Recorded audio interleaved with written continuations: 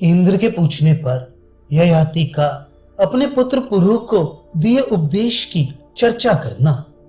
वैशंपायन जी कहते हैं, जन्मेजय स्वर्ग लोक में जाकर महाराज ययाति देव भवन में निवास करने लगे।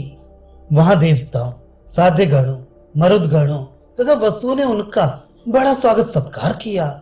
सुना जाता है कि पुण्यात्मा तथा जितेंद्रीय राजा ययाति देवलोक और ब्रह्मलोक में भ्रमण करते हुए वहां दीर्घ काल तक रहे। एक दिन नृपश्रेष्ठ ययाति देवराज इंद्र के पास आए।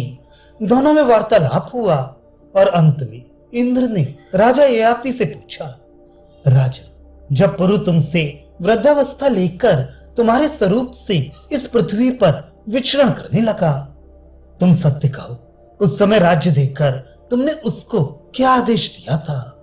ययाति ने कहा, देवराज, मैंने अपने पुत्र पुरु से कहा था कि बेटा, गंगा और यमुना के बीच का ये सारा प्रदेश तुम्हारे अधिकार में रहेगा। ये पृथ्वी का मध्य भाग है, इसके तुम राजा होगे और तुम्हारे भाई सीमांत देशों के अधिपति होंगे।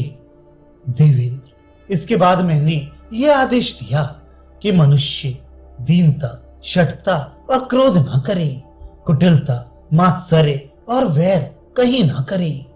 माता, पिता, विद्वान, तपस्वी तथा क्षमाशील पुरुष का बुद्धिमान मनुष्य कभी अपमान ना करे। शक्तिशाली पुरुष सदा क्षमा करता है, शक्तिहीन मनुष्य सदा क्रोध करता है। दुष्ट मानव साधु पुरुष से और दुर्बल अधिक बलवान से द्वेष करता है। क्रूप मनुष्य रूपवान से, निर्धन धनवान से, अकर्मण्य कर्मनिष्ठ से और अधार्मिक धर्मात्मा से द्वेष करता है। इसी प्रकार गुणहीन मनुष्य गुणवान से डहा रखता है। इंद्र, ये कली का लक्षण है। क्रोध करने वालों से वह पुरुष श्रेष्ठ है जो कभी क्रोध नहीं करता। इसी प्रकार असहनशील से सहनशील उत्तम है। मनुष्यतर प्राणियों से मनुष्य श्रेष्ठ है और मूर्खों से विद्वान उत्तम है। यदि कोई किसी की निंदा करता या उसे गाली देता हो तो वह भी बदले में निंदा या गाली गलौच ना करे, क्योंकि जो गाली या निंदा सह लेता है उस पुरुष का आंतरिक दुख ही गाली देने वाले या अपमान करने वाले को जला डालता है, साथ ही उसके पुण्य को भी वो ले लेता है। क्रोधवश किसी के मर्म स्थान में चोट ना पहुंचाए, ऐसा बर्ताव ना करे जिससे किसी को मार्मिक पीड़ा हो। किसी के प्रति कठोर बात भी मुंह से ना निकाले।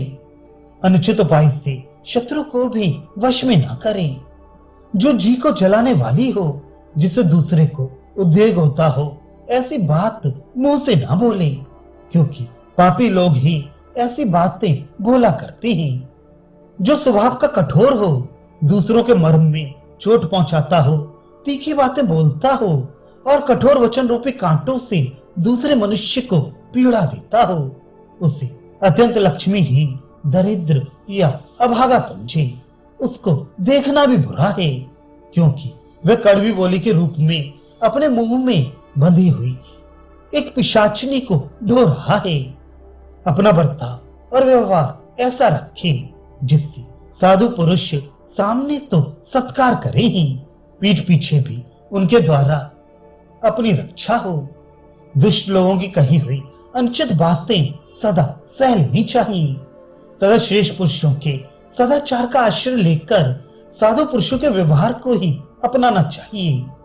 दुष्ट मनुष्यों के मुख से कटु वचन रूपी बाण सदा छूटते रहते हैं, जिनसे आहत होकर मनुष्य रात दिन शोक और चिंता में डूबा रहता है। वे वाग्बाण दूसरों के मर्म स्थान पर ही चोट करते हैं। अतः विद्वान पुरुष दूसरे के प्रति ऐसी कठोर वाणी का प्रयोग न करे।